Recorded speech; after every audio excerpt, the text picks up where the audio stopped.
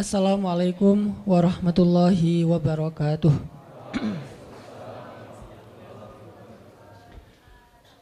Alhamdulillahirabbil alamin, hamdan katsiran tayyiban mubarakan fih kama yuhibbu rabbuna wa yarda. Asyhadu an la ilaha illallah wahdahu la syarikalah, lahul mulku wa lahul hamdu, yuhyi wa yumitu biyadihil khair wa huwa ala kulli syai'in qadir. Wa asyhadu anna Muhammadan abduhu wa rasuluhu la nabiyya ba'dah. Allahumma salli wa sallim wa barik ala sayyidina Muhammadin kama dzakarahu dzakirun al-akhyar. Wa salli wa sallim wa barik ala sayyidina wa habibina Muhammadin makhtalafal lailu wan nahar. Wa salli wa sallim wa barik ala sayyidina wa habibina wa nabiyyina wa azimina Muhammad wa alal muhajirin wal ansar. Nahmadullaha ta'ala wa huwal mahmud wa huwal hamdi ahl, wa nashkuruhu wa huwal mashkur wa huwa lisyukri ahl. Rabbi syrah li sadri wa yassir li amri wahlul 'uqdatan min lisani yafqahu qawli. Teman-teman sahabat fillah yang selalu setia dan istiqomah untuk selalu hadir dalam tongkrongan ilmu kita di setiap Rabu malam. Mudah-mudahan Allah Subhanahu wa taala selalu memberkahi waktu dan usia teman-teman semuanya. Mudah-mudahan dimudahkan segala urusannya, diangkat derajatnya, dimuliakan dunia dan akhiratnya. Dan yang pasti disegerakan jodohnya. Kalau doa mah udah 5 tahun ya berdoa gitu ya. Tinggal eksekusi.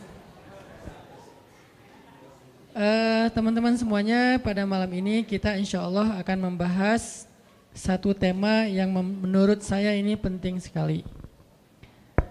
Tema ini terkait nanti dengan banyak realitas dalam kehidupan kita, baik secara pribadi maupun secara masyarakat ataupun berbangsa.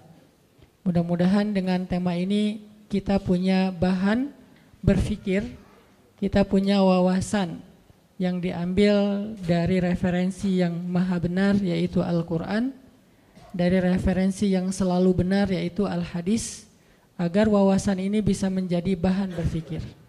Kenapa? Karena anak muda itu saya pikir adalah masa yang paling baik untuk berpikir kemudian menentukan sikap.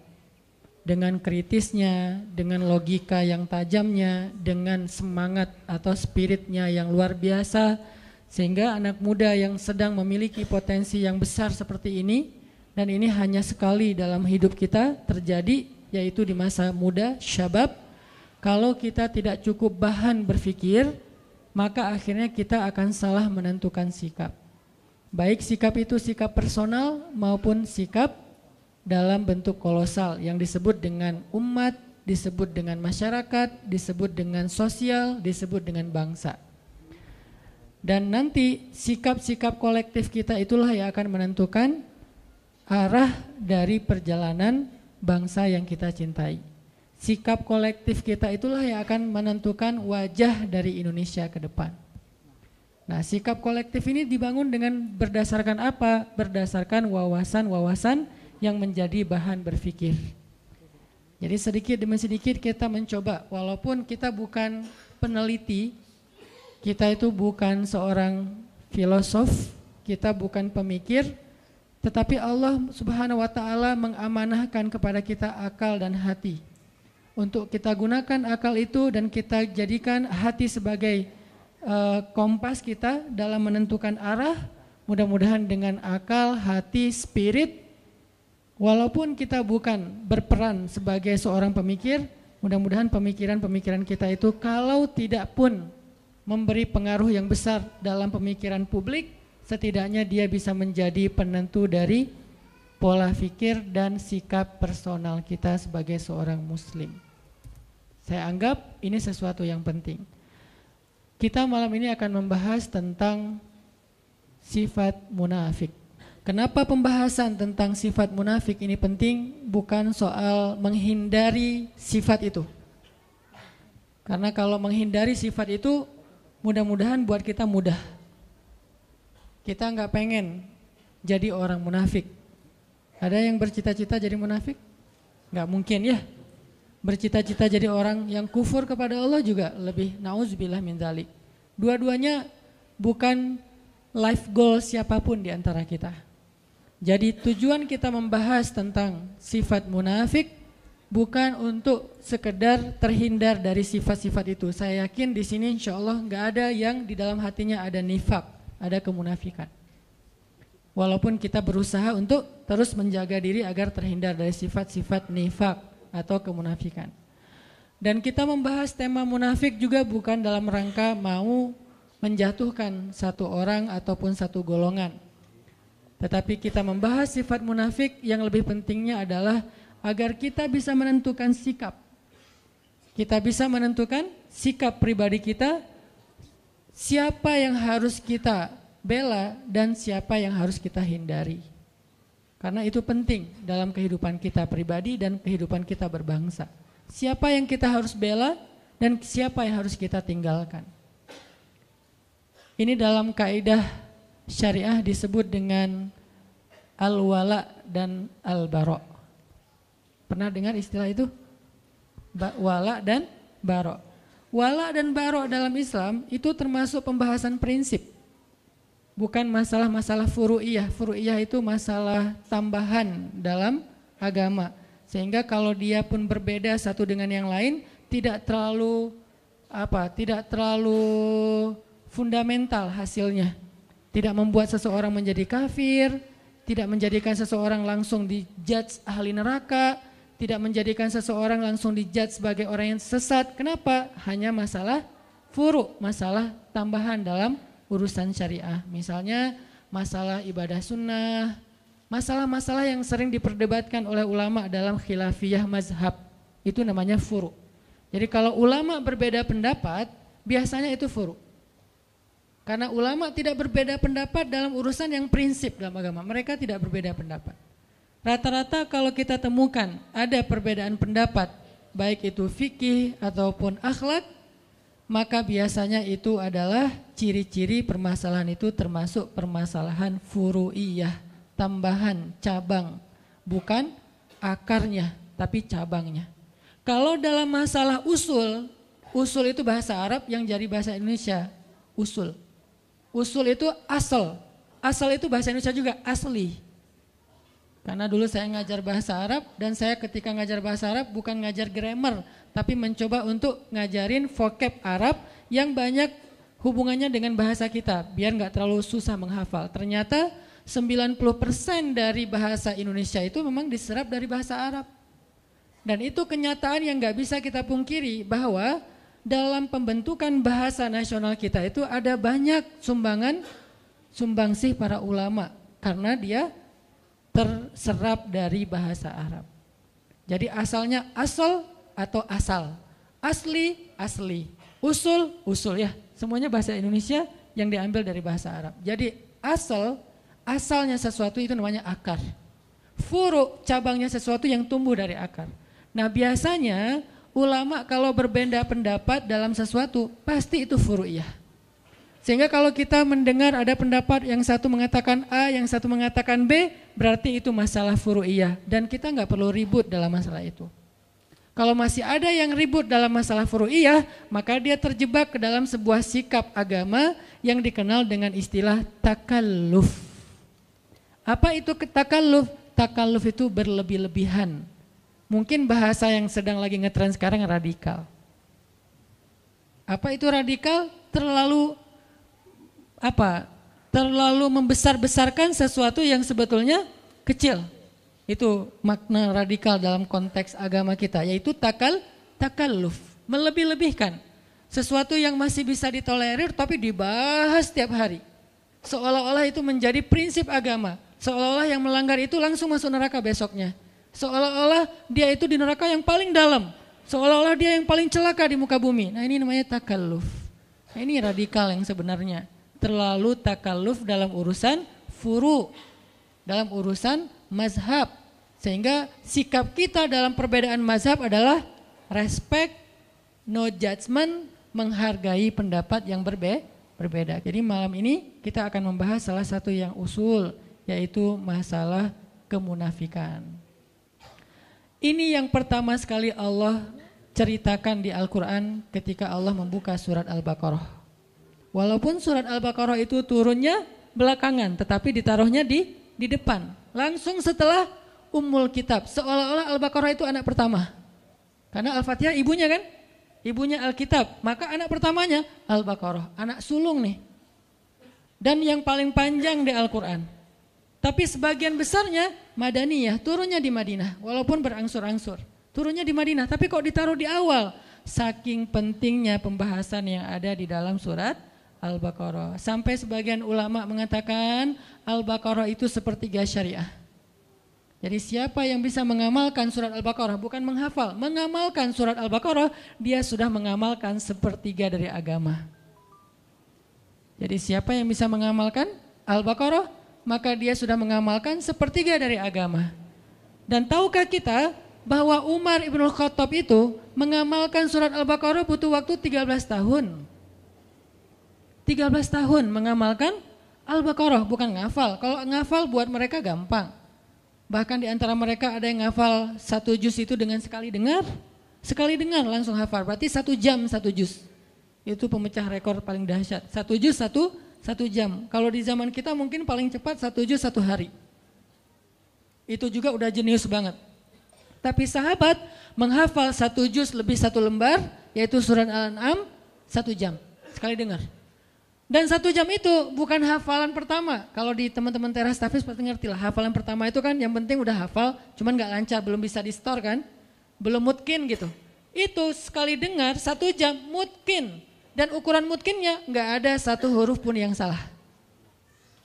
Gak ada 1 huruf pun yang salah. Siapa dia? Abdullah ibnu Mas'ud.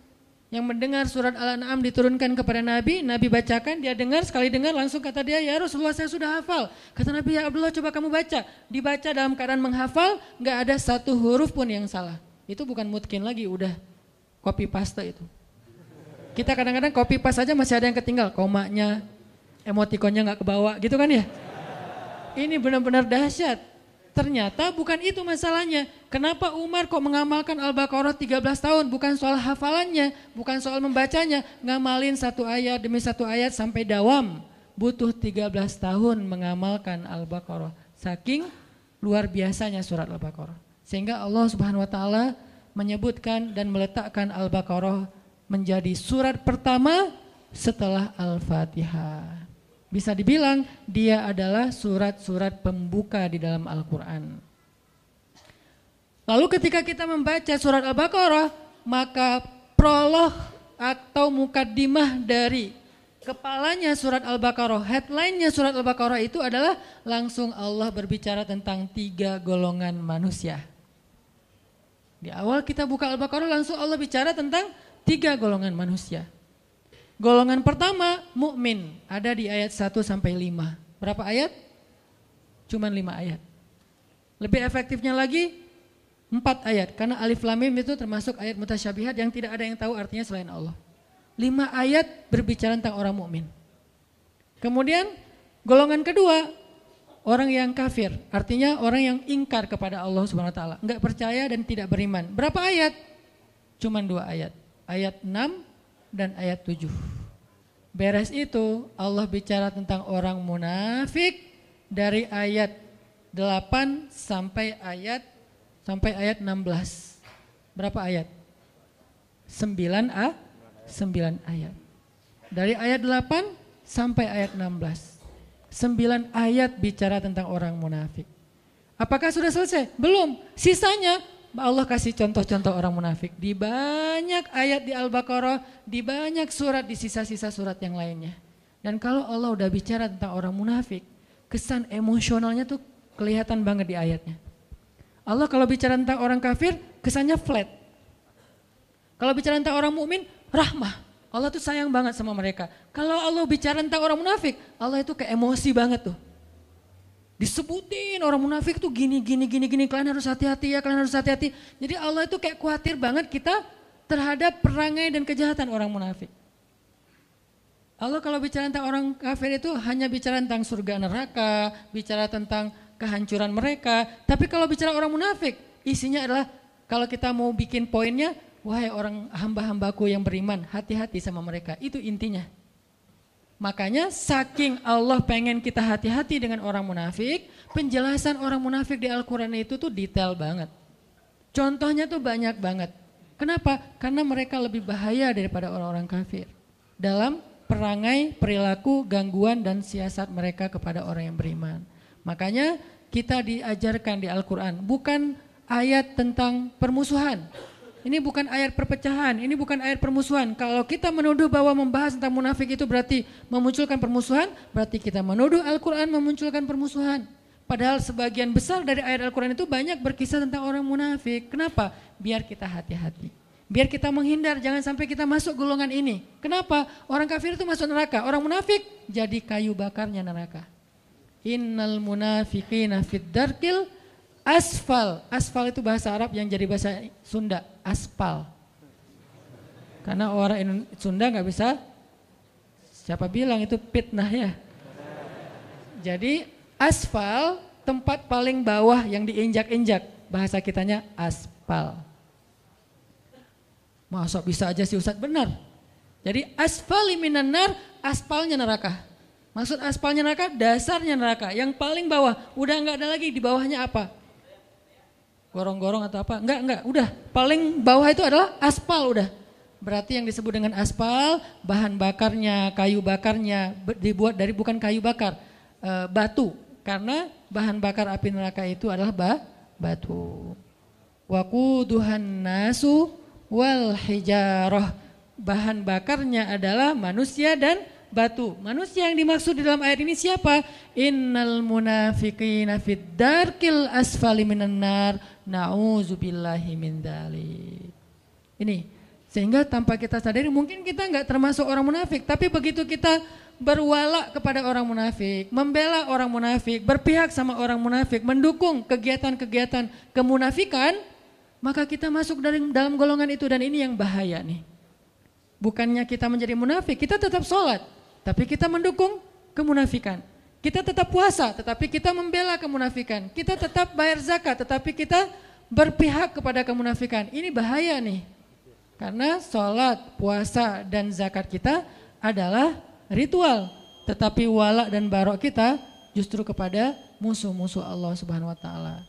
Jadi pembahasan kita pada malam ini bukan dalam rangka memecah belah, bukan dalam rangka menghasut, tetapi dalam rangka kita belajar dari Al-Quran agar kita terhindar. Siapa yang merasa dirinya mirip dengan ayat-ayat yang disebutkan, maka tubu ilallah, bertaubatlah segera. Siapa yang merasa tidak mirip, kayaknya bukan saya deh, maka hati-hati supaya kita jangan sampai mendukung orang-orang yang seperti ini. Cuman seperti itu sederhananya moral of the story dari pembahasan tentang al-munafik atau al-munafikun. Makanya teman-teman nanti bisa baca di dalam beberapa ayat yang nanti habis sholat isya kita coba bedah. Dan pas sholat isya saya juga akan baca Al-Baqarahnya dari ayat 1 sampai selesai tadi ayat berapa? 18 tentang 3 golongan manusia yang disebutkan oleh surat Al-Baqarah. Barakallahu fikum. Teman-teman semuanya yang dirahmati Allah Subhanahu wa taala, kita lanjutkan pembahasan kita tentang al-wala dan al-bara'. Siapa yang kita berpihak, siapa yang tidak kita perlu berpihak. Dalam hal ini kita mengambil salah satu contohnya adalah orang-orang munafik. Jadi dalam konteks Islam kita nggak boleh berpihak kepada orang munafik. Tapi kalau kita kasihan kepada dia secara manusiawi itu sangat boleh, bukan hanya boleh, harus. Jadi kita harus bedakan mana sifat kita sebagai sesama manusia, mana sikap kita dalam urusan agama, itu beda. Kalau konteksnya kemanusiaan itu universal. Kita tuh berbuat baik nggak boleh ngelihat agama. Mau dia muslim, mau non muslim, mau dia munafik, mau dia mukmin, mau dia orang baik, mau dia orang jahat. Kita kalau dalam urusan kemanusiaan maka hak dan kewajibannya sama. Ketika kita ngelihat misalnya ada mantan perampok yang belum bertaubat, berarti bukan mantan ya. Perampok lah ya, belum bertaubat. Atau penjahat belum bertaubat. Kemudian dia sakit yang parah, terus tergeletak di jalan, nggak ada yang mau menolong dia. Lalu kita lewat dan kita mampu menolong kita. Maka di dalam konteks ini kita wajib untuk menolong dia. Terserah dia seorang penjahat, dia seorang ahli maksiat, bahkan dia orang yang musyrik kepada Allah, orang yang tidak beriman kepada Allah. Karena konteksnya di sini adalah konteks kemanusiaan. Nggak ngelihat agama, apalagi ngelihat negara ya. Agama aja nggak boleh jadi sekat kalau dalam konteks kemanusiaan, apalagi negara. Jadi kalau kita bicara Palestina, Suriah, mentang-mentang di sana mayoritasnya Muslim terus jadi nggak ditolong? Enggak. Jadi agama aja bukan masalah, apalagi negara. Mentang-mentang mereka bukan orang Indonesia, jadi bukan tanggung jawab kita. Enggak. Kalau dalam konteks kemanusiaan, bahkan kalau dia adalah orang Yahudi sekalipun, atau dia orang pagan sekalipun yang menyembah batu ataupun kayu atau menyembah patung, kalau dia adalah terzolimi, maka tugas kita adalah menolong dia dengan apapun yang kita bisa. Makanya kemarin ada salah satu pasien kanker di Bandung, beliau kebenaran non-muslim. Bukan salah satu, ada beberapa orang non-muslim, pasien kanker dan kurang mampu. Kemudian karena istri megang beberapa proyek sosial untuk pasien kanker yang kurang mampu, akhirnya kita ambil pasien ini, kita coba audiensi, asistensi ke dokter sampai beres pengobatannya, operasinya, yang satu meninggal, yang satu alhamdulillah bisa survive. Dan kita nggak mempertanyakan, wah ini kayaknya non muslim nggak usah ditolong, kayaknya kalau ditolong nggak ada pahala. Pahalanya sama, mau dia muslim mau non muslim, pahala menolong dia adalah sama karena dia manusia dalam konteks kemanusiaan universal. Ini tidak ada perdebatan di antara ulama. Dalam konteks muamalah juga kayak gitu. Kaidahnya adalah tidak ada kezoliman. Konteks muamalah misalnya jual beli, kita bekerja di sebuah perusahaan yang di situ tuh ada muslim ada non muslim, maka ini universal dengan syarat tidak mengganggu batasan-batasan syariah agama kita. Kalau itu terganggu maka nanti akan ada pengecualian. Misalnya kita nggak dibolehin pakai hijab di situ, pasti ada pengecualian. Misalnya kita di situ dipaksa untuk minum khamar seperti yang kerja di Jepang misalnya. Selebrasi mereka itu minum sake misalnya. Kalau kita nggak minum maka kita dimarahi atau dipecat. Di sini ada pengecualian. Tapi kalau tidak membatasi atau mengganggu batasan syariat, maka tidak masalah kita bermuamalah dengan siapapun, bahkan kepada orang yang tidak beriman sekalipun. Apalagi kemanusiaan. Tapi kalau dalam konteks sikap agama, nah ini lebih spesifik lagi. Di situ beda antara mukmin, kafir, munafik beda. Kafir juga ada dua, ada yang harbi, ada yang zimmi. Yang harbi itu yang memerangi kita, yang zimmi dia tidak memerangi kita, maka kita boleh berbuat baik kepada dia. Namanya non-muslim. Yang tidak memerangi kita. Kalau yang memerangi kita dalam Al-Quran disebut kuffar. Kalau yang tidak memerangi, mereka tidak dipanggil dengan bahasa orang kafirun, tetapi mereka disebut dengan orang Yahudi, orang Nasrani, orang musyrikun dan seterusnya. Intinya adalah kita tidak ada kewajiban atau anjuran untuk memusuhi mereka. Mereka adalah saudara kita dalam kemanusiaan, dalam negara, dalam bangsa, dalam suku. Dalam konteks apa? Dalam konteks muamalah, dalam konteks kemanusiaan. Kalau dalam konteks agama, kalau mereka tidak memerangi kita, maka kita nggak boleh dilarang untuk menyakiti mereka, apalagi memusuhi mereka. Bahkan jika ada pertikaian antara non muslim dengan muslim, kita nggak boleh berpihak berdasarkan agama. Ada pertikaian nih dalam urusan muamalah, urusan dagang kah, urusan jual beli kah, jual beli tanah, jual beli rumah, jual beli mobil dan seterusnya. Ada masalah nih, termasuk masalah misalnya kayak masalah pekerjaan, masalah muamalah. Kalau misalnya ada pertikaian di antara mereka, nggak boleh kita berpihak karena dasarnya agama. Nih saudara saya muslim, saya belain dia. Belum tentu dia benar, bisa jadi dia yang salah. Maka di situ konteksnya adalah adil. Nggak boleh gara-gara kita beda agama terus kita bersikap zolim. Kalau dia beda agama dengan kita tapi dia konteksnya di situ korban, maka kita harus membela dia. Bahkan terhadap saudara kita yang sama-sama muslim, kalau ternyata saudara yang muslim itu adalah justru yang zalim. Jadi inilah konsep adilnya Islam. Dan di sini kita juga belajar tentang bab wala dan barok dalam contoh-contoh yang sederhana. Jadi nggak boleh mentang-mentang pokoknya belain aja yang namanya muslim kita harus bela. Enggak. Unsur akhaka zaliman au mazluman. Tolonglah saudara kamu dalam keadaan zalim atau terzolimi. Ini maksudnya apa nih? Kan kita harus nolongin saudara kita Ustaz walaupun dia zalim. Menolong saudara kita yang zalim artinya hindarkan dia dari kezaliman. Kalau dia udah terlanjur melakukan kezaliman, maka tegakkanlah keadilan. Wa'adilu huwa aqrabu littaqwa. Bersikap adillah karena dia yang paling dekat kepada ketakwaan. Bahkan kepada orang yang kita benci kita harus bersifat adil, fair bahasa sederhananya. Kayak gimana? Kita nggak suka dengan satu kelompok. Apakah dasarnya agama, dasarnya golongan, dasarnya emosional pribadi, nggak suka aja dengan satu kelompok. Kan ada yang suka gitu ya. Satu grup WhatsApp nggak suka kepada grup WhatsApp yang lain. Namanya grup sebelah. Terus gara-gara kita nggak suka, kita bersikap nggak fair, ini bukan sifat muslim. Kenapa? Allah berfirman, wala yajrimannakum syana'anu qaumin ala alla ta'dilu, i'dilu huwa aqrabu littaqwa. Janganlah kebencian kalian kepada satu grup WhatsApp. Ini terjemahan apa? Ini contohnya. Janganlah kebencian kalian kepada satu kelompok, satu golongan, satu grup membuat kalian bersikap tidak adil kepada mereka. Maka bersikap adillah karena keadilan itu dekat kepada ketakwaan. Jadi nggak boleh gara-gara kita nggak suka, terus kita nggak fair dalam urusan muamalah, dalam urusan hak dan kewajiban, dalam urusan kemanusiaan nggak boleh. Tapi dalam urusan sikap, agama, dakwah dan syariah, maka di sini ada penjelasan dan koridornya sendiri. Yang akan kita bahas hari ini adalah sikap kita yang berkaitan dengan pembelaan kita terhadap agama, menegakkan agama Allah Subhanahu wa taala. Dan hal yang perlu kita pahami yang akhir-akhir ini mulai agak dikhawatirkan, ditakut-takuti sehingga kita jadi resah. Menegakkan agama itu bukan berarti meruntuhkan negara. Sejak kapan agama dan negara itu kontradiktif? Sejak kapan?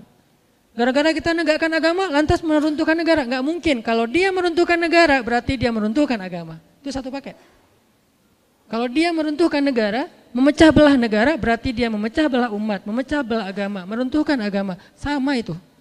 Dan kalau dia menegakkan agama, maka dia menegakkan negara. Karena satu paket, nggak bisa dipisahkan. Siapa yang berbuat rusak di muka bumi, maka dia telah melanggar ayat Allah Subhanahu wa taala, yufsiduna fil ard. Mereka merusak di muka bumi, walakin la yash'urun. Cuman mereka nggak ngerasa. Jadi Allah menyuruh kita untuk islah, memperbaiki, imarah, membangun, bukan justru merusak. Jadi nggak mungkin orang yang pengen menerapkan agama dalam konteks pribadinya berarti jadi masalah dalam sebuah tatanan negara, itu nggak mungkin. Kalau dia memahami agama itu secara komprehensif, bukan parsial. Tapi kalau dia memahami agama secara parsial, mungkin aja. Maka solusinya adalah apa? Pelajari agama secara lebih dalam, bukan dihindarkan dari belajar agama ya. Kalau kita dilarang untuk belajar agama berarti kita dibiarkan untuk awam tentang kebenaran. Ketika kita nggak ngerti tentang konsep kebenaran, maka kita akan bisa saja menjadi masalah dalam sebuah lingkungan, masyarakat dan bangsa. Justru kita nggak mau itu terjadi. Belajarlah agama supaya punya konsep kebenaran. Dan konsep kebenaran agama apalagi Islam adalah konsep yang sangat rahmatan lil alamin. Lalu apa yang membuat orang takut belajar Islam? Kalau setelah belajar Islam dia menjadi rahmah bagi alam semesta. Sekarang kita buat program dakwah lingkungan, yaitu dengan less waste. Itu adalah syariat Islam. Jangan berpikir less waste itu hanya masalah isu lingkungan, isu climate change dan segala macam. Bukan, ini bukan masalah lingkungan, bukan masalah alam, bukan masalah ozon. Ini masalah agama. Sehingga ketika ini saya coba presentasikan kepada para ustadz-ustadz bangun negeri, mereka semuanya sepakat ini tuh masalah agama. Lalu saya tanya, kenapa dakwah nggak pernah mengangkat isu ini?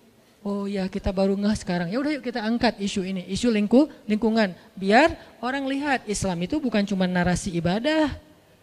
Islam itu bukan cuma sholat 5 waktu, walaupun itu wajib dan tidak ada perdebatan tentangnya.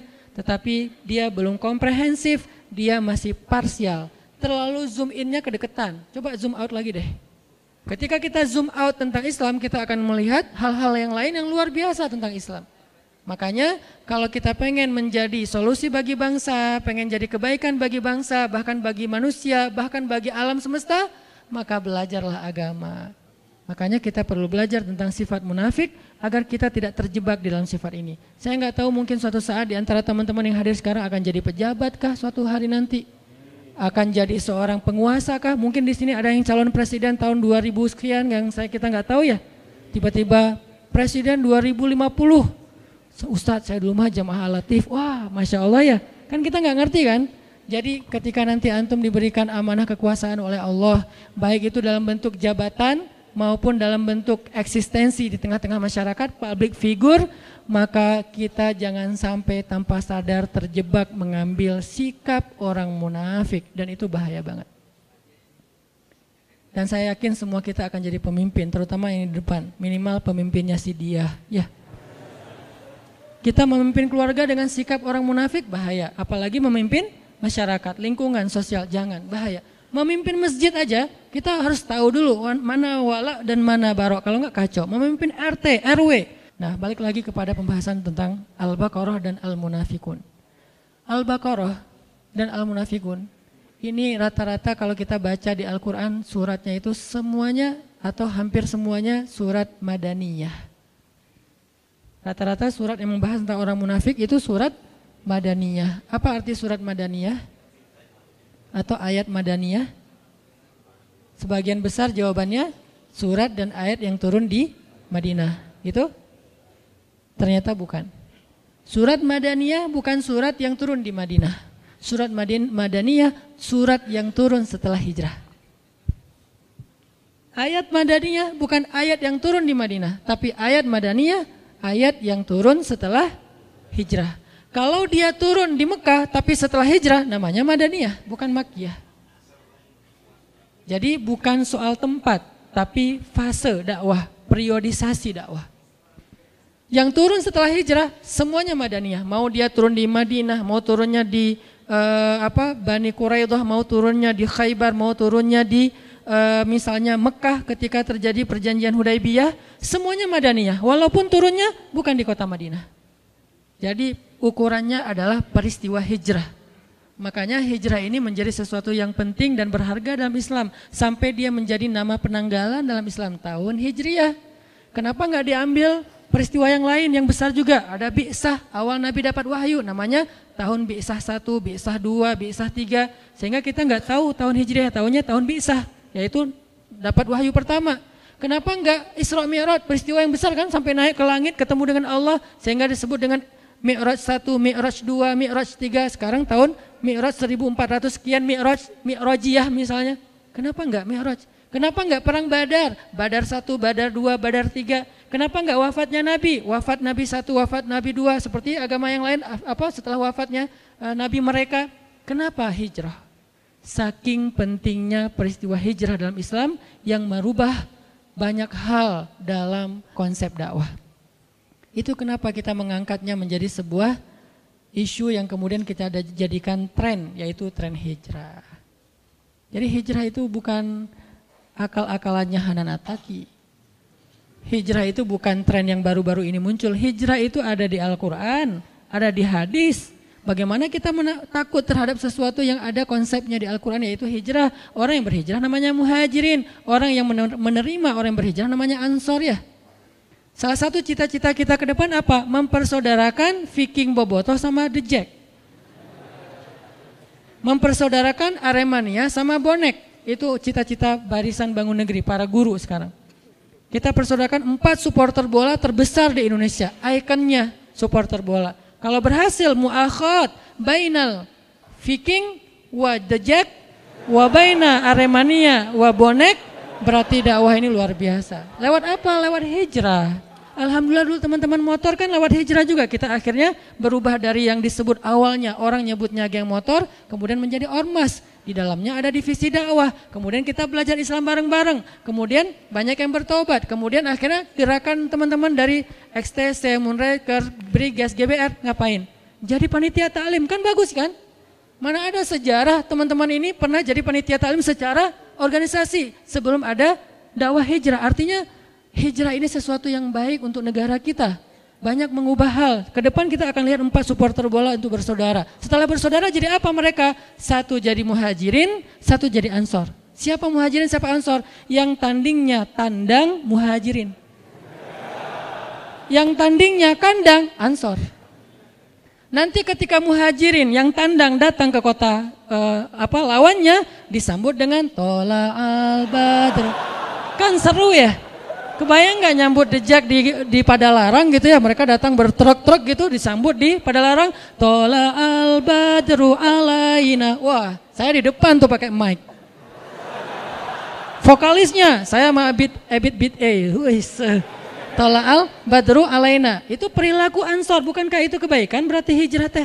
Gara-gara ada hijrah, ada muhajirin, ada ansor. Terus apalagi perilakunya? Ansor yu'thiruna ala anfusihim walau kana bihim khasasah. Mendahulukan muhajirin daripada dirinya walaupun dia butuh kepada sesuatu itu.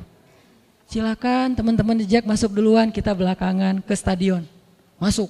Udah selesai, udah ansor masuk. Teman-teman Viking Bobotoh masuk. Di dalamnya saling mendoakan kebaikan.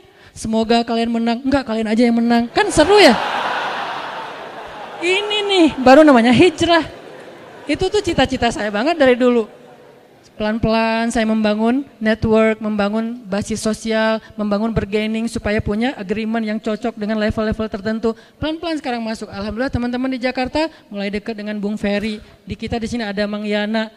Pelan-pelan suatu saat nggak ada lagi adegan pembunuhan, pengeroyokan, kezoliman yang kayak sering kita lihat baik di Dejek maupun di Bobotoh sama-sama punya korban, nggak ada lagi. Yang ada saling mendoakan. Semoga kalian menang, kalian aja. Akhirnya rame lagi gara-gara itu ya. Saling mendoakan kebaikan. Ternyata gara-gara saling mendoakan, fair, nggak ada yang menang. Seri, asal tanding di sini seri, asal tanding di Jakarta seri. Yang lain baru kita doakan yang berbeda. Artinya kayak luar biasa gitu. Nanti pas pulang dianterin, dikasih bekal, bawain apa misalnya, sebutlah oleh-oleh Bandung, khas Bandung gitu kan ya. Buah-buah yang ranum atau apalah gitu kan. Bawain peyem kayak apalah. Bawain bala-bala, banyakin cengeknya, kasih kan biar gregetan gitu kan. Wah Masya Allah, karena saya makan bala-bala gak ada cengek, gak ada rasanya. Pas kita ke Jakarta dibawain apa, ondel-ondel atau apalah sama teman-teman. Ini semuanya adalah karena hijrah. Itu tuh goal dari program hijrah kita, bukan sekedar ngaji. Ngaji ini adalah cara kita untuk mengupgrade kapasitas spiritual dan wawasan. Tapi praktek sesungguhnya dari hijrah itu adalah behavior, perilaku kita. Baik itu perilaku personal maupun perilaku sosial. Perilaku sosial itu tadi mu'akhad, persaudaraan antara kita. Dan itu udah terjadi di Bandung dengan ikonnya anak-anak motor. Itu bukti bahwa hijrah itu ternyata solusi untuk bangsa. Kenapa kita malah takut? Aneh kan? Logikanya harus kita asah lagi nih. Dengan apa mengasah logikanya? Dengan Al-Quran, dengan hadis Rasulullah SAW. Berarti kalau ini menjadi solusi untuk bangsa, berarti Rasulullah itu orang yang sangat berjasa bagi bangsa kita. Karena Rasul yang udah ngajarin tentang konsepsi hijrah ini kepada kita, yang konsep itu lalu saya convert, saya terjemahin bersama dengan para guru untuk menjadi program sosial. Berarti Rasul berjasa banget. Rasul berjasa untuk kita sejak dulu. Nanti berjasa lagi di padang mahsyar. Kita pikir udah selesai urusan kita sama Nabi. Belum selesai. Satu-satunya urusan dengan manusia yang dibawa sampai ke akhirat, itu cuma Nabi loh. Kita dengan pasangan kita aja udah beres. Memang sehidup semati, tapi tidak sehidup lagi. Sehidup lagi udah pisah. Ketemu lagi di surga ya kalau masuk surga dua-duanya. Kalau salah satu di surga yang salah satu di neraka, na'udzubillah min dzalik, maka dia akan dipasangkan lagi dengan pasangan yang sesuai dengan dia. Na'udzubil, kan gak rela banget ya, udah di neraka terus dia selingkuh gitu kan ya. Jangan sampai. Makanya kalau dua-duanya di surga, balik lagi bareng. Makanya Rasul itu berjasa untuk kita bukan cuma di dunia teman-teman, sampai di padang mahsyar. Satu-satunya manusia yang teman-teman bisa lihat di YouTube beberapa booster saya tentang Rasulullah yang paling sibuk di akhirat, yang paling sibuk mengurus orang lain itu cuma satu orang, Nabi Muhammad SAW.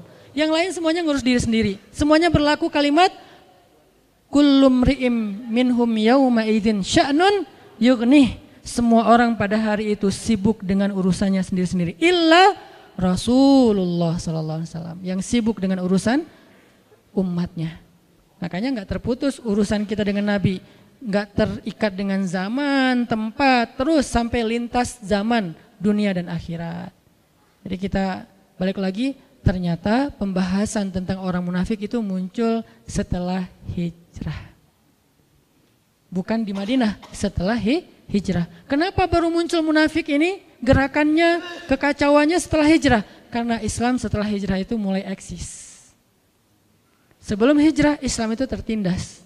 Islam itu tersembunyi, hanya ada di beberapa golongan-golongan kecil, yaitu orang-orang yang lemah di kota Mekah. Tapi setelah hijrah, Islam itu eksis, kuat, berpengaruh.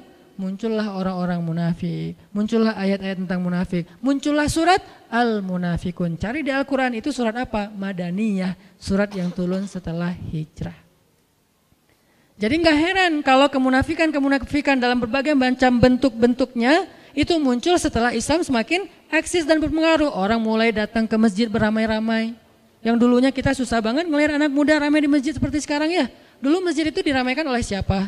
Oleh kakek-kakek. Sekarang fenomenanya Masya Allah. Setelah hijrah dalam konteks kekitaan, maka yadkhuluna fi dinillahi afwaja. Orang berbondong-bondong masuk ke dalam agama Allah. Agama di sini bisa artinya syariat, bisa artinya masjid, bisa artinya taklim. Berbondong-bondong. Baik itu kajian saya, kajian Ustaz Abu Somad, kajian Ustaz-Ustaz yang lain, semuanya ramai. Lebih ramai daripada konser. Setelah apa?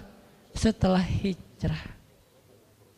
Maka dalam satu paket, begitu hijrah muncul, eksistensi Islam muncul, muncullah kemunafikan.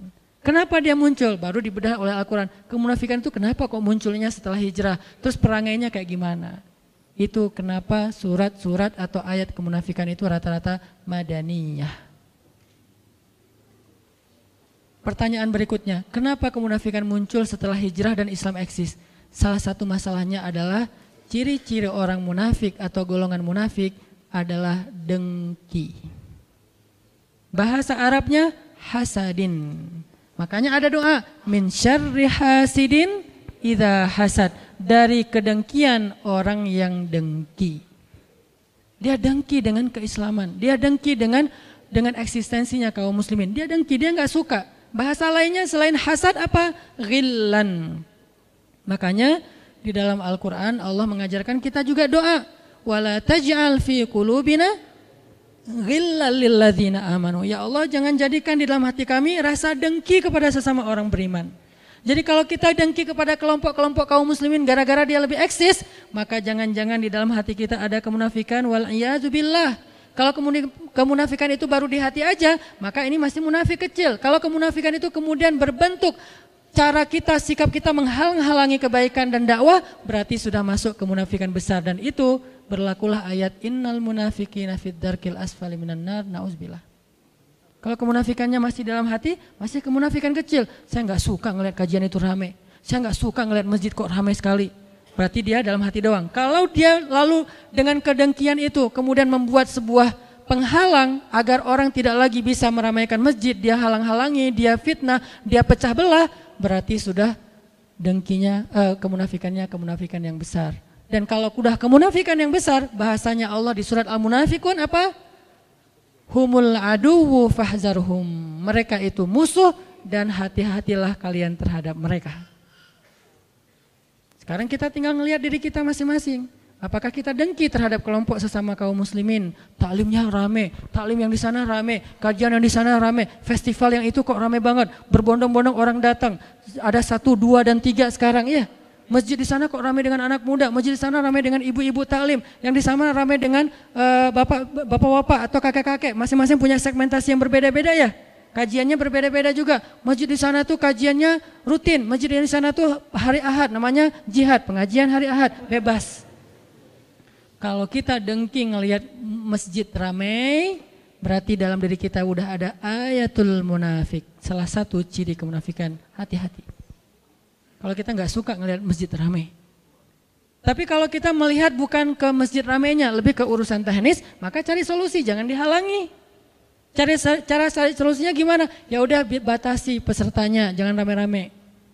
Karena kenapa? Karena nggak memadai misalnya tempatnya. Atau carikan, yuk kita sama-sama dukung. Karena masjidnya udah ramai, parkir nggak ada. Ya udah, siapa yang mau meminjamkan lapangannya untuk parkir? Nanti berlaku di situ ayat wa ta'awanu 'alal birri wat taqwa, saling menolong dalam kebaikan dan ketakwaan. Itu lebih bagus lagi. In tansurullaha yansurkum, kalau kamu tolong agama Allah, Allah tolong kamu. Tijarah dengan Allah, dengan hartanya dan dirinya. Itu yang harusnya kita lakukan. Ngelihat masjid ramai. Al-Latif sekarang ramai nih. Aduh, membludak, parkir susah. Akhirnya jamaah kadang-kadang mikir untuk, kajiannya di Al-Latif ya. Aduh, pasti parkirnya susah, gak jadi datang deh. Sehingga yang datangnya setengah dari biasanya. Kalau di TSB datang karena parkirnya luas, tempatnya luas. Nah, kita carikan solusi. Kan nggak mungkin setiap hari, setiap minggu juga di TSB karena mereka juga punya jadwal. Oh ya udah, saya punya lapangan. Di mana misalnya? Di Cihanjuang. Nggak mungkin juga sih, kejauhan gitu. Saya punya lapangan daerah-daerah sini nih, daerah Cihapit. Pakai aja. Nggak usah wakaf, tapi pinjam. Karena kalau wakaf mungkin agak berat, kita masih butuh ya. Pinjamin aja lapangan. Berarti kita mendukung agama Allah dan senang kalau masjid ramai.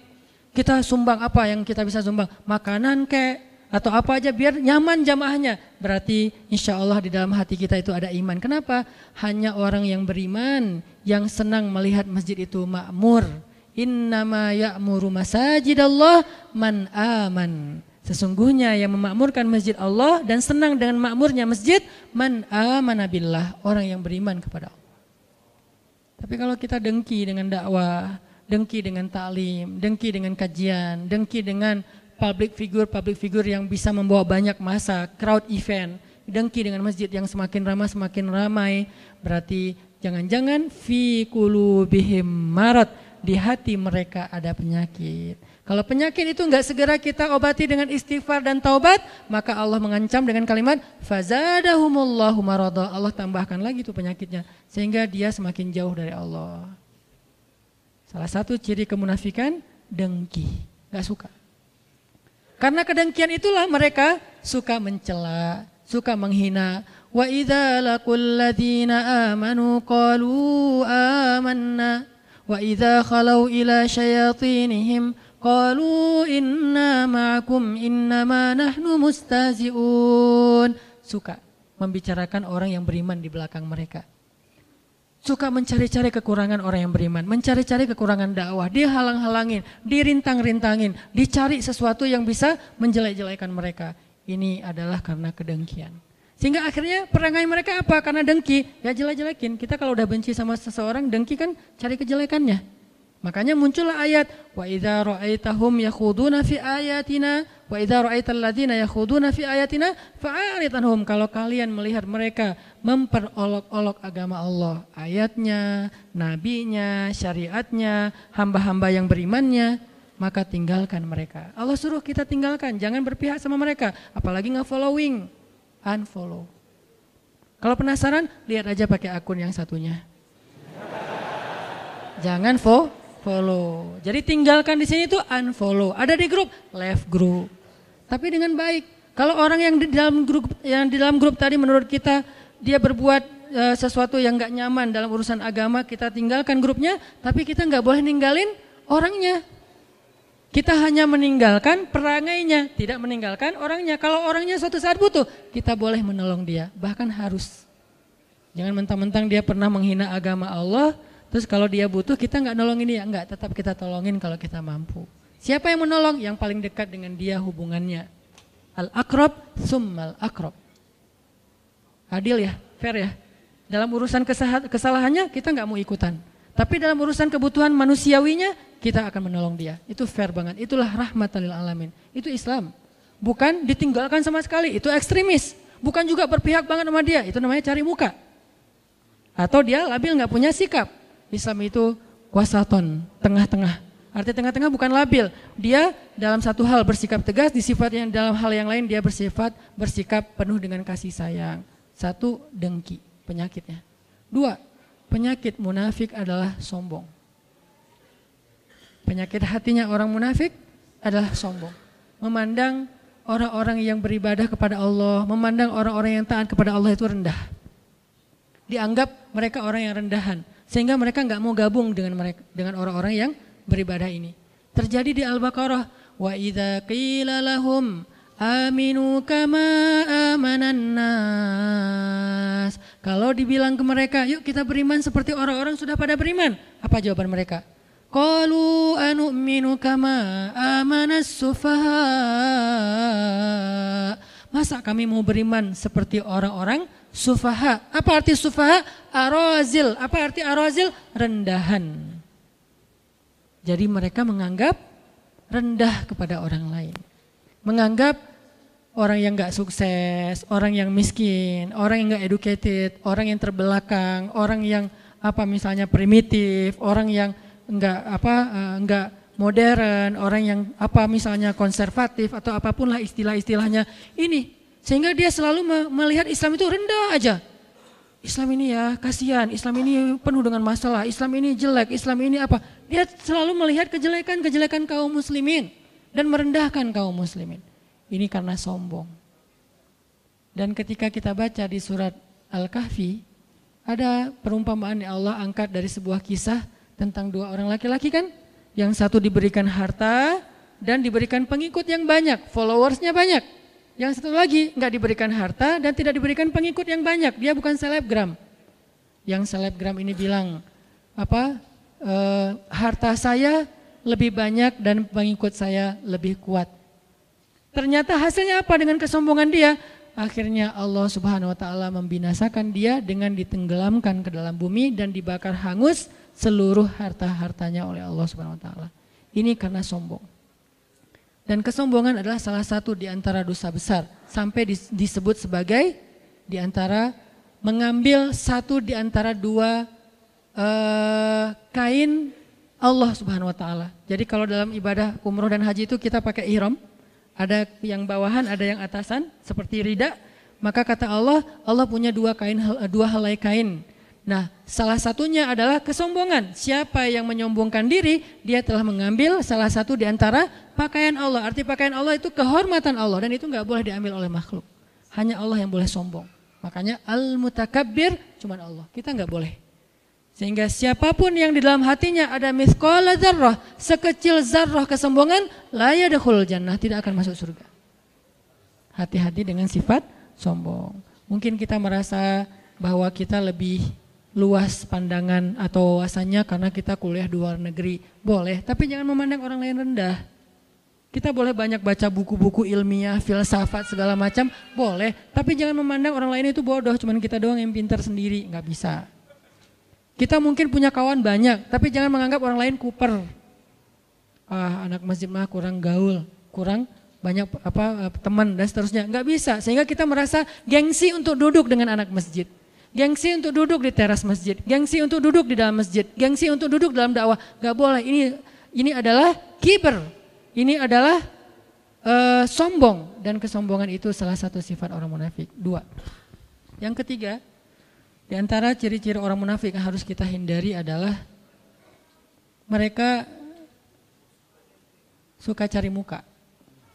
Apa cari muka? Kalau di dalam surat An-Nisa itu disebutkan dengan bahasa mudzabdzabina baina dzalik. La ilaha ula wa la ilaha ula. Dia enggak ke sini, enggak ke sana. Dia tergantung kondisi.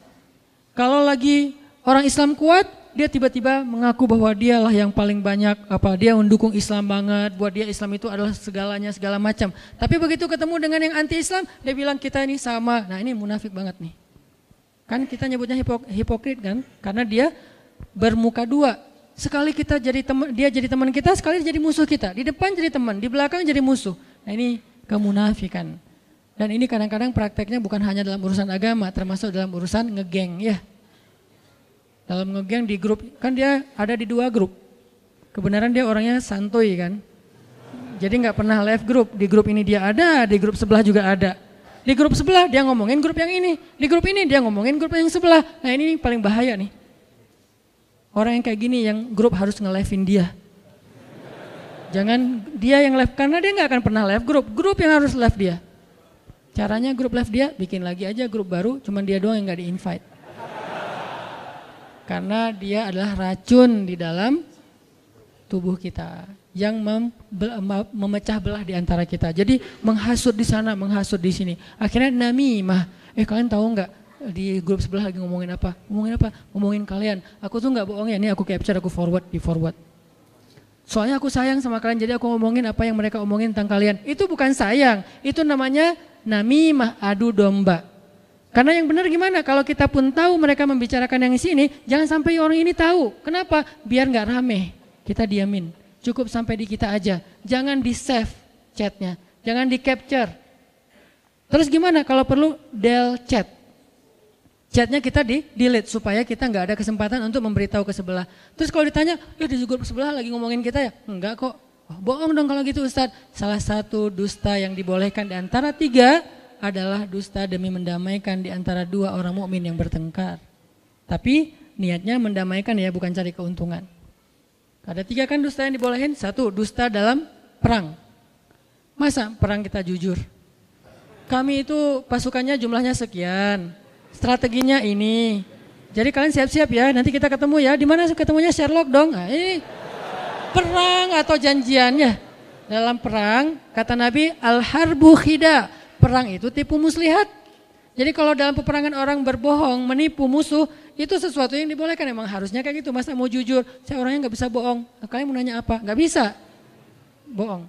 2, mendamaikan di antara mukmin yang bertengkar ya. Bukan mukmin yang lagi baik-baik aja terus kita bohong, enggak. Lagi bertengkar. Yang 3, berdusta untuk masa lalu terhadap pasangan halal. Dengan niat mau bertaubat dan melupakan. Bukan modus pengen balikan. Ketemu di reuni, buka puasa bersama. Pasangan kita nanya pas pulang, kenapa sih dia tadi ngeliatin kamu terus? Biasa mantan pacar. 10 tahun loh kita pacaran, Pak. Itu gak boleh. Aku kan orangnya jujur, Pak, gak ada yang ditutup-tutupin. Gak boleh, itu jujur yang membinasakan. Jujur yang berdosa, gak boleh jujur. Terus gimana? Enggak, mungkin dia kayak lagi pangkling aja ngeliat kok aku udah gak pakai kacamata misalnya atau apalah ya. Bilang apa aja, tapi dengan niat kita nggak akan balikan, bukan jadi modus. Kalau modus, innallaha alimun bidzatis sudur. Allah lebih tahu isi hati. Nah, orang munafik itu suka mencari muka. Sekali ngomongnya A, sekali ngomongnya Z. Pertama dia menghina kita, tapi di sisi lain dia memuji kita. Ini maunya apa sebetulnya? Nah, ini nih nggak bisa dipegang orang kayak gini. Dia harus jelas keberpihakannya kemana, tapi dia nggak perlu mencela siapapun. Saya jelas keberpihakan saya, tapi saya nggak suka mencela dan saya nggak suka terlibat dalam debat di sosial media. Jarang teman-teman ngelihat saya berdebat di sosial media. Kenapa? Buat saya perdebatan di sosial media itu tidak produktif, kecuali argumentatif ya. Karena ada juga perdebatan yang argumentatif, dia menjelaskan gagasan, oke itu bagus. Tapi kalau perdebatannya bentuknya saling membuli, ngapain? Sesama mukmin kita membuli. Nah, sesama yang ke masjid jangan saling mengganggu. Udah aja yang datangnya sholatnya apa misalnya qobliyahnya 2, yang nggak pakai qobliyah juga mangga. Kan ada masjid yang nggak pakai qobliyah, sholat tertentu kan, habis azan langsung iqomah, kecuali kalau kita memang karena ada taklim. Ada juga yang walaupun bukan rawatib dia nunggu orang supaya nanti bisa iqomah udah penuh jamaahnya. Ini mazhab. Dia bermuka 2, yudzabzabina baina dzalik. Yang keempat, di antara ciri orang munafik itu adalah memecah belah. Wa idza qila lahum la tufsiduna fil ard qalu innama nahnu muslihun. Kalau dikasih nasihat janganlah kalian merusak di muka bumi, salah satu di antara maksud merusak adalah memecah belah. Jadi ajaran kita, narasi kita, ajakan kita, broadcast kita, postingan kita harusnya mempersatukan. Tapi kita tetap harus mengedukasi. Jangan gara-gara kita takut memecah belah terus akhirnya kita diam dan tidak mengedukasi apa-apa. Ketika kita posting tentang Suriah, tentang Rohingya, tentang Suriah, kita mengangkat sesuatu agar masyarakat aware untuk membantu. Bukan kita sedang memecah belah. Ketika kita bicara tentang negara, bukan memecah belah, tetapi agar kita semuanya aware dan care dengan negara kita. Yang membangun negara itu bukan cuma para politikus, kita rakyat juga punya hak membangun negara dengan karya. Makanya kita saling share supaya yuk kita bangun negara bareng-bareng. Dimulai dari mana? Karena kita muslim dari masjid. Tapi jangan sampai kita saling menjelekan dan kemudian akhirnya menjudge orang lain. Yang kelima, orang munafik itu adalah ucapannya manis. Makanya Allah berfirman di surat Al-Munafikun, kalau kalian melihat penampilan mereka, kalian akan kagum. Karena penampilan mereka kayak orang-orang yang berpendidikan, ilmiah banget. Kemudian kalau mereka bicara, kalian akan takjub mendengar ucapan mereka. Ucapannya itu kayak yang benar gitu. Kayak yang benar. Padahal mereka itu berargumen untuk menumpulkan pemahaman orang terhadap agama Allah SWT. Jadi tidak semua orang yang pandai bicara berarti harusnya dia benar. Maka yang menjadi ukuran kebenaran dan yang salah bukan argumentasi seseorang, tetapi apa dasarnya, apa referensinya. Kalau dasar dan referensinya ayat Allah, hadis Rasulullah SAW, maka mudah-mudahan dia adalah orang yang berkata qaulan sadida, ucapan yang jujur, ucapan yang benar. Tapi kalau yang dia bicarakan itu justru bertolak belakang dengan ayat Allah, bertolak belakang kaidahnya, bukan mana ayatnya. Kadang-kadang nggak harus persis ayatnya, tetapi dia tidak bertolak belakang dengan ayat Allah, maka itu benar. Tapi kalau bertolak belakang, Allah mengatakan tutup aurat, dia bilang suruh buka. Allah mengatakan nikahlah, dia bilang jangan nikah. Nah ini bertolak belakang nih. Kalau bertolak belakang, kita jangan lihat argumennya, tapi lihat dalilnya. Bertentangan gak dengan agama Allah? Bertentangan gak dengan syariat? Kalau ada orang mengajak, yuk kita nikah segera mungkin, nikah muda. Jangan takut, nanti Allah yang kasih rezeki. Karena saya udah mempraktekkan itu. Saya udah punya pengalaman dan pengalaman itu saya share. Saya menikah gak punya modal. Menikah gak punya modal, tapi Allah modalkan, kemudian Allah mudahkan segala urusan. Punya anak awalnya gak punya modal, makanya bawa ke bidan, karena yang paling murah. Akhirnya bidannya lagi sekolah, saya lahirin sendiri. Istri saya ngelahirin, saya yang bidanin maksudnya. Ngebidanin sendiri, kenapa? Karena gak sanggup membawa ke rumah sakit. Tapi apakah udah berakhir hidup saya? Enggak, setelah itu Allah kasih rezeki. Ujian rezeki, karena kenapa? Fa inna ma'al usri yusra. Sehingga saya mengajak, memotivasi anak muda, yuk nikah. Tujuannya apa? Biar kita tidak terjebak dalam pergaulan bebas, perzinahan yang diawali dengan pacaran, yang diawali lagi dengan pacaran Islami. Ya, karena semuanya adalah bahasa talbisul iblis. Kita tinggalkan pacaran, udah pacarannya habis nikah aja. Itu tuh goals dari saya membawa tema-tema jomblo fisabilillah. Bukan masalah jomblonya sebetulnya, masalah fitnah, masalah menjaga kehormatan, tapi mengajak menikah. Tapi kemudian muncul lagi wacana untuk mempersulit pernikahan. Nah ini juga bahaya nih. Makanya kita harus sama-sama meneliti mana yang terbaik untuk bangsa kita. Cari solusi. Kalau menurut saya anak muda itu dikasih beasiswa nikah. Siapa yang menikah beasiswa mahar. Kemudian bahkan di beberapa negara di Turki itu siapa yang menikah dengan perempuan Suriah itu dibiayai oleh negara. Kenapa? Karena perempuan Suriah itu tidak ada yang merawat. Mereka itu pengungsi, mereka yatim piatu. Jadi siapa yang menikahi perempuan Suriah, maka dibiayai oleh negara. Walaupun gak harus gitu-gitu amat juga sih. Ntar yang belakang protes, Ustaz emang harus ke Suriah? Enggak juga sih. Ini contoh ya, contoh. Artinya negara terlibat dalam menyelesaikan masalah anak muda. Masalah anak muda itu 3. 1, masalah cinta. Apa solusi negara untuk masalah cinta? Beasiswa menikah. Keren kan? Kedua, masalah anak muda itu adalah karir. Apa solusi negara? Menciptakan lapangan pekerjaan, memudahkan pendidikan, menggratiskan pendidikan, itu yang kedua. Yang ketiga, masalah anak muda, entertain. Entertain itu tempat ruang mereka untuk kolaborasi, komunikasi, berkreasi, berkarya, termasuk mereka yang senang dengan olahraga, main segala macam. Sediakan ruang-ruang anak muda, youth space gitu ya. 3 masalah ini. Ternyata dicarikan solusi, bukannya kita terhalangi. Makanya saya berharap kemana saya pergi itu saya ngobrol sama wali kota, sama bupati, sama gubernur, Pak bikin program beasiswa mahar. Insya Allah banyak banget yang akan mendukung, terutama usia di bawah 25 tahun. Itu semangat banget. Tapi tetap ada pemerintah mengawal, makanya muncul sekarang wacana peraturan supaya lebih matang secara mental ya, secara psikis. Cuman mudah-mudahan ini benar-benar jadi solusi sehingga akhirnya tidak ada lagi perempuan yang ditelantarkan. Itu benar banget. Karena ada banyak kasus setelah menikah perempuannya ditelantarkan, banyak kasus kayak gitu. Akhirnya dia harus pergi ke Hong Kong untuk bekerja karena suaminya tidak bertanggung jawab, dia harus menafkahi anaknya. Banyak kasus kayak gitu.